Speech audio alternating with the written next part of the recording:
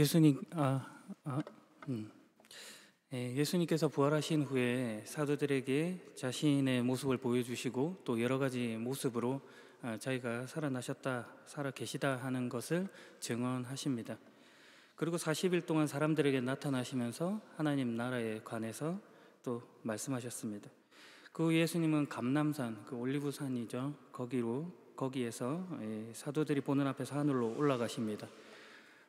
그런 뒤에 사도들은 이 올리브산을 떠나서 예루살렘으로 돌아가 다락방에 모여서 기도를 하게 됩니다. 그 자리에 120명쯤 되는 신자들이 모였습니다. 그때 베드로가 자리에서 일어나서 말합니다. 우리와 같이 다니던 사람 중에서 한 명을 뽑아야 하겠습니다. 그러자 사람들이 라틴식 이름으로 의로운 자라고 하는 뜻의 유스도라고도 불리는 그리고 또 바사바라고도 알려진 이 히브리식 이름으로는 요셉이라는 사람과 그리고 하나님의 선물, 여호와의 선물이라는 뜻의 마띠아를 추천합니다. 설명으로 보자면 먼저 이름이 기록되었고 또 여러 이름이 나열되고 있는 이 요셉이 외형적으로 더 유력해 보이지만 제비뽑기를 통해서 마띠아가 뽑히게 됩니다. 이때부터 마띠아는 다른 11 사도들과 함께 사도가 되었습니다. 하나님의 선물이라는 뜻의 이 마띠아는 그 알렉산드리아 학파의 수장으로 오리게네스의 스승이기도 하죠. 클레멘트에 의하면은 누가복음 19장에 등장하는 삭개오라고 하는 그런 주장을 하기도 합니다. 그러나 그 정확성 여부는 확인하기 어렵습니다. 동로마 제국의 역사가 니케포로스의 교회사 기록을 보게 되면 이 마띠아는 유대에서 복음을 전하다가 갑바도기아, 이집트, 에디오피아를 지나서 80년경에 흑해 동부 연안의 오늘날 조지아 공화국으로 불리는 콜키스라는 곳에서 돌에 맞아 순교한 것으로 전해집니다. 다른 전성에 의하면 유대인들에게 돌을 맞은 후에 목을 베임으로 순교하였다라고 기록되어 있기도 합니다. 우리 생각하기로 예수님의 12 제자 이러면은 뭔가 사도라고 불리는 그룹의 특별한 지위를 얻게 되었고 어깨가 으쓱해질 것 같은 그런 자랑같이 여겨질지도 모르지만 그 길이 지금 순교의 길, 죽음의 길을 걸어가고 있다는 것을 성경이 밝혀줍니다. 그 시대가 가졌던 엄혹한 속에 당연한 수순일 것입니다. 마띠아가 체험으로 가고 있는 길이 바로 이런 모습이다라는 것을 성경이 밝혀줍니다. 이 일은 베드로가 일어나서 이 가룟 유다에 대한 이야기를 시작하면서 비롯됩니다. 우리 잘 아는 바와 같이 가룟 유다는 예수님의 12 제자였는데 그가 예수님을 팔았던 일로 그 죄책감을 이기지 못하고 스스로 생을 마감하는 그런 일이 있어서 베드로는 시편 69편 25절과 109편 8절을 인용하여서 가룟 유다의 일은 다시금 일어나서는 안 될 일이지만 그의 직분은 다른 이가 계승해 나가야 할 것이다 라는 것을 밝혀주고 있습니다. 아마도 초기 공동체에서 이스라엘 사람들에게 특별한 의미를 가지고 있는 12라는 숫자에 결혼을 채워서 완성을 이루려는 듯이 보입니다. 야곱의 12 아들, 그리고 12지파, 그리고 12개의 돌을 취해서 단을 쌓는 그런 모습들, 예수님의 12 제자. 10이라는 숫자가 이스라엘에서 완전함과 충만함을 의미하는 것으로 이해되었던 것입니다. 고대 근동 사회에서는 완전함에서 결핍이 일어났다 이런 것을 단순히 무엇인가가 조금 부족해졌다 이런 뜻으로 이해하기보다는 그것보다 더 크게 부정하다, 악을 만들었다 이 정도까지도 생각하는 경향이 짙었습니다. 그런 맥락에서 결혼을 채워 완성을 이루려는 생각이 그 초기 기독교 공동체 안에 있었던 것으로 보여집니다. 혹자는 승천하신 예수님께서 예루살렘을 떠나지 말고 약속하신 선물을 기다려라 라고 하는 그 말을 통해서 이 사도 그룹들이 아무것도 하지 말았어야 된다라고 주장하기까지 합니다. 그들의 행동이 부적절했다라고 보는 것이죠. 그러나 오늘 본문 26절에 보면 사도행전의 기록자는 그가 마띠아가 다른 11사도와 함께 사도가 되었다는 것으로 마띠아가 사도의 직분을 맡았다라는 것으로 결론 짓고 있습니다. 그리하여 마띠아가 12사도에 속하게 되는 것입니다. 그리고 성경은 이 12사도의 자격을 언급하는 것으로 이 일이 어떤 성격의 것인지를 밝혀주고 있습니다. 22절을 보면 뽑힐 사람은 요한이 사람들에게 세례를 주던 때부터 예수님께서 우리를 떠나 하늘로 올라가실 때까지 우리와 함께 있던 사람이어야 합니다. 예수님께서 공생애를 사셨을 때 그 사역을 목격한 자로 예수님을 경험한 자라고 하는 것이 이 사도의 특징으로 있는 것이죠. 우리가 이 사도됨을 생각한다면 예수님에 대한 분명한 경험, 이런 것들이 필요하다라고 이해해 볼 수도 있겠습니다. 이어지는 말씀에 그가 할 일은 예수님의 부활을 증언하는 증인이 되어야 하는 까닭에 더욱 그러합니다. 사도직이 특별한 그룹에 속해서 군림하는 위치에 있는 것이 아니라 예수님의 죽으심과 부활을 증언하는 증거자로 증인으로 살아가는 그런 인생임을 말해주는 것이죠. 그리고 실제적으로 사도들은 그 일을 위하여 순교의 자리로까지 나아가는 것입니다. 단순히 구경꾼이 되는 것이 아니라 선포자로 살아가는 것, 이것이 사도적 삶이라고 할 수 있겠습니다. 지금 성경이 마띠아를 뽑아서 그 일을 나열하는 것은 우리와 그와 같은 동일한 부르심 가운데 있다는 것입니다. 12번째 사도와 같이 체험 받는 자로 우리가 부르심을 받고 있는 것이죠. 한편으로 한 가지 볼만한 것은 오늘 본문은 사도행전 2장에 나타나 있는 오순절 성령 강림 사건 전의 일이라는 것입니다.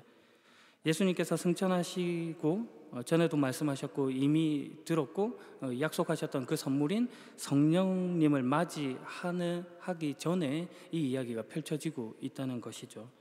다만 성령이 오시면 권능을 받아 예루살렘과 온 유대와 사마리아와 그리고 땅끝까지 이르러 내 증인이 될 것이다 라고 말씀하셨던 예수님의 그 증인된 사역, 그 말씀과 오순절 성령 강림 그 사이에 오늘 일이 펼쳐집니다.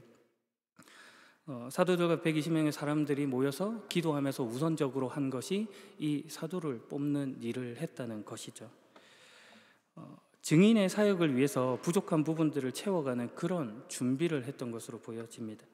예수님께서 승천하시고 성령님이 오시기 전에 그들이 첫 번째로 한 일, 증인이 되리라 하신 예수님의 분부를 수행하기 위해 준비를 한 일입니다. 이것은 그들이 이 일을 하기로 결심한 것입니다. 결정한 것이고 선택을 한 것입니다. 자유인만이 가지는 특별한 권리를 가지고 그 자유를 행사한 것이죠. 누구에게 굴복되거나 강요되어서 이 일을 한 것이 아니라 본인들이 그렇게 하기로 결심한 것입니다. 그런데 이 일은 따지고 보면은 순종적인 일입니다. 주님께서 맡기신 일을 감당하기 위해 한 순종적인 행위인 것이죠. 그러면서도 하나의 결정이고 선택이고 자유입니다. 자유, 순종, 무엇인가 조금 어울리지 않아 보이는 이 말들이 지금 오늘 본문을 통해서 병합되고 있는 것입니다. 자유로운 순종인 것이죠. 요한복음 8장 32절에 가면 이런 말씀이 있습니다. 그때 너희는 진리를 알게 되고 진리가 너희를 자유롭게 할 것이다.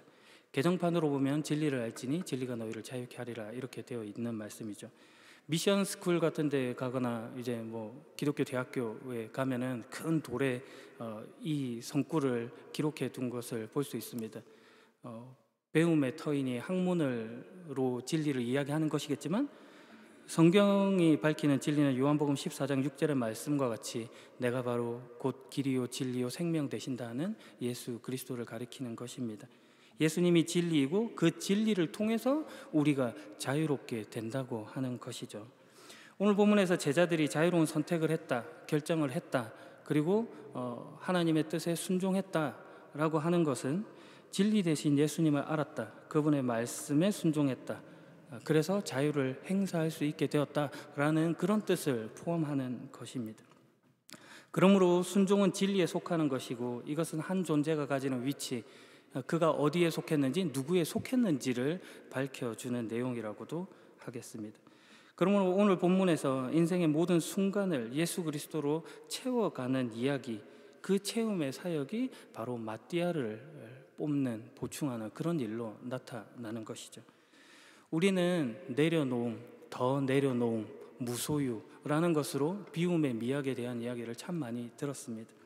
그러나 기독교는 분명하게 그렇게만 머물러서는 안 된다고 밝히고 있습니다. 채워야 되는 것이죠. 채우고 눌러 가득 차 흘러 넘치는 것까지 가야 합니다. 마태복음 12장에 더러운 영이 어떤 사람에게서 나와 쉴 곳을 찾아 물이 없는 곳을 헤맸는데 결국 찾지 못하여 그가 나왔던 집으로 다시 돌아가는 그런 이야기가 있습니다. 그 집은 깨끗이 청소가 되었고 잘 정돈이 되어 있었습니다. 정리가 잘 되어 있었죠. 그런데 여전히 비어 있었습니다. 더러운 영이 이 사실을 알죠. 그러자 그 더러운 영이 나가서 자기보다 훨씬 더 악한 7영을 데리고 와서 그 집을 점거하게 됩니다. 그래서 그 사람의 나중 상태가 처음보다 훨씬 더 나빠지는 그런 이야기가 성경에 기록되어 있습니다. 그 사람이 깨끗했고 청소되었고 정리정돈이 잘 되어 있었다라고 말하지만 여전히 비어 있었던 까닭에 그가 공경에 처하는 것이죠. 욕심을 부리지 않는다, 청빈한 삶을 살았다, 깨끗한 삶을 살았다라는 것으로는 부족한 것입니다. 아무리 좋아 보여도 거기 예수 그리스도가 빠져 있으면, 성령님이 충만하지 못하면 말짱 꽝인 것이죠. 주님으로 가득 채워야 한다, 그 말을 하는 것입니다. 오늘 본문도 그 일을 하는 것이죠. 주님께서 행하신 일들을 증거하고자 주님께서 행하신 일들에 감격한 자를 세워서 그 믿음의 대상이 되는 자를 기억하는 것, 그런 것들로 채워가는 이야기가 오늘 본문의 이야기인 것입니다. 하나님으로 채움받고 채워가는 인생을 살아라. 사도행전은 앞으로 하나님, 성령님으로부터 채움받은 자들이 어떤 인생을 살게 되는지에 관한 기록이 이어지는 책입니다. 그런데 그 일이 결코 녹록지 않은 것이죠. 그렇다고 두려워할 필요도 없습니다. 지난주 새벽기도 시간에 우리는 사도행전이 우리의 묵상 말씀인지라 사도행전에 관한 이야기들을 나누었습니다. 바울의 회심, 아나니아의 회심, 그 속에 나타난 하나님의 열심, 이런 것들을 바라봤었고, 특별히 고넬료와 베드로의 이야기를 통해서 하나님께서 어떻게 세밀하게 간섭하시는지 그것을 보게 되었습니다. 고넬료에게 하나님의 천사가 나타나서 계시를 주시죠. 사람을 요바로 보내서 베드로라고 하는 시몬을 모셔오라라고 하는 소리를 하게 하십니다. 또 베드로는 환상 속에서 이상한 짐승들을 보게 되고 그 광경 속에서 하나님의 음성을 또 듣게 됩니다. 그가 그 환상에 대해서 생각하고 있을 때 이 요바에서 고넬료가 보낸 사람들이 오고 성령께서 친히 걱정하지 말고 그를 따라가라 하는 것으로 베드로가 가이사랴로 가서 모여있는 그 고넬료 일가들에게 복음을, 예수 그리스도를 증거하고 그들이 성령으로 충만해지는 그런 일들이 일어납니다. 거기에 하나님의 세밀한 간섭이 있는 것이죠. 고넬료에게도 말씀하시고 베드로에게도 말씀하시고 뜻을 보이시고 성령께서 친히 나타나셔서 일을 하시는 것입니다. 하나님이 직접적인 간섭이 너무나 풍부하게 나타나죠. 그런데 또 놀라운 것은 그런 하나님의 직접적이고 풍성한 그런 일들이 나타났다면 인간이 해야 할 일들이라고 하는 것은 상대적으로 줄어들어야 마땅할 것 같은데 전혀 그렇지 않더라는 겁니다. 환상을 보고 찾아가고 묻고 답하고 설교도 하고 하는 일들이 일어납니다. 하나님께서 간섭하실 것이라면 베드로를 불러오라라고 하지 마시고 천사를 보내셨을 때 그 베드로가 할 그 설교의 내용을 미리 다 말씀해 주셔도 되었을 것입니다. 고넬료에게 뿐만 아니라 베드로에게도 또 고넬료라는 집에 너를 보내려고 한다라는 분명한 뜻을 밝혀주시면 될 것인데 이상한 짐승을 보자기를 통해서 내리고 하는 일을 3번이나 보이시고 또 성령님께서 또 가라 하는 그런 또 말들을 또 주시고 하는 그런 일들을 또 하게 하시는 것이죠. 하나님의 이 조금 번거롭게 보이는 것입니다. 그러나 이런 번거로움 속에 메시지를 담는 것입니다. 하나님은 그의 일을 하시는 데 있어서 결과를 이루어내시기 위한 방법으로만 사람을 쓰지 않는다는 것입니다. 그것이 번거로움이 있어야 되는 일입니다. 환상이 있어야 되고 베드로에게 여러 가지로, 고넬료에게도 여러 가지로 찾으러 오고 찾으러 가고 하는 그런 모든 일들을 다 하셨다라는 것을 양쪽으로부터 확인하게 하시는 것이죠. 실제로 인간이 해야 되는 부분이 하나님의 개입으로 말미암아 생략된 부분이 하나도 없게 하시는 것입니다. 그 모든 것들을 꼼꼼하게 세밀하게 챙기시는 하나님이다라는 것을 확인하게 하신 거죠. 하나님께서 우리를 채우심으로 우리가 이 땅에서 하나님의 증인으로 증거자로 살아가게 하기 위하여 우리의 자유로운 그 순종을 만들어 가시는 것입니다. 이것이 체험의 사역 속에 나타난 다른 의미이기도 하죠. 오늘 본문에서 사도들은 새로운 사도들을 뽑으면서 이런 기도를 합니다. 주님께서는 모든 사람의 마음을 아십니다. 주님께서는 이 두 사람 중 누구를 선택하셨습니까? 자기 직분을 떠나 자기가 원래 속했던 곳으로 간 유다를 대신해서 이 사도의 직분을 맡을 사람이 누구인지를 저에게 보여주십시오. 여기에 사용된 선택이라고 하는 단어는 하나님께서 자기 백성을 구원하실 때 택함이라는 단어와 동일한 단어를 사용하였습니다. 그들의 결심과 선택, 자유로운 이 일을 진행함에 있어서 이 모든 것이 하나님의 뜻 속에 있음을 고백하게 되는 그런 일이 지금 강조되고 있는 것이죠. 잠언 16장 33절의 말씀과 같이 사람이 제비 뽑지만 그 결정은 하나님이 하신다라는 고백을 지금 그들이 하고 있는 것입니다. 사람의 행위를 배제시키지 않지만 보다 적극적으로 하나님의 뜻이 강조되는 이것, 하나님 입장에서 사람을 대접하는 것과 사람이 지금 하나님을 어떻게 상호 고백이 일어나야 되는지가 지금 밝혀지고 있는 그런 장면입니다. 마띠아를 뽑아서 지금 모든 짐을 그에게 떠넘기려고 하는 것도 아니고, 마띠아를 뽑아서 그 능력으로 인해서 우리가 안심했다 그런 이야기가 아니라 예수 그리스도 통해서 부활의 생명을 얻게 된 그들이 기쁜 순종으로 자기들이 할 수 있는 일을 하게 되었다. 그것이 오늘 본문에서 말해지는 것이죠. 그 속에 하나님이 채워지니 체험의 사역이 나타나더라. 이것이 신자의 정체성입니다. 교회가 이 일로 지금 부름을 받고 있다는 말입니다. 오늘 본문에서 다락방에 모인 수는 1장 15절에 보면 약 120명쯤이라고 소개하고 있습니다. 사도행전의 기록자가 그 수를 밝힘으로 인해서 당시 유대사회의 한 명의 지도자가 돌볼 수 있는 수요가 10명 정도라고 생각한다면 한 12명의 사도가 필요했다라는 것을 암시적으로 보여주는 것 같기도 합니다.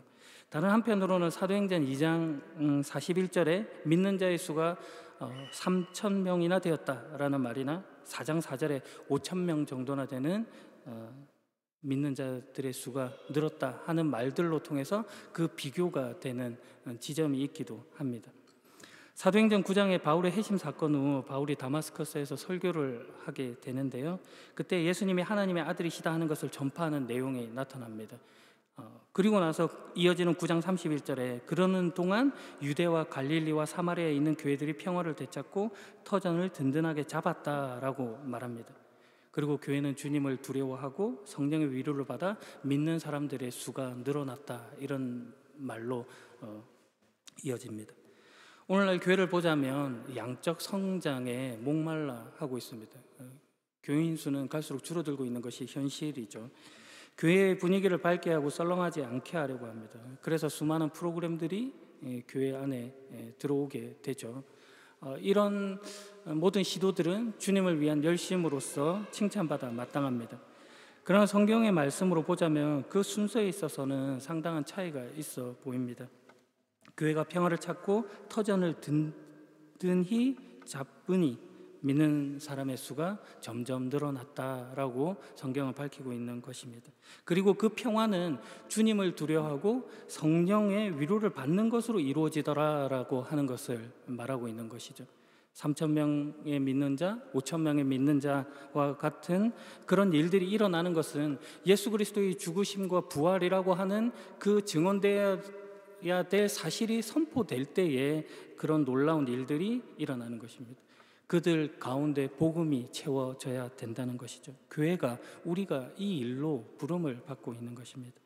앞서 언급한 대로 교회가 평화롭고 든든하게 세워졌다라고 하는 것이 그들 가운데 고난이 전혀 없었다는 말은 결코 아닙니다.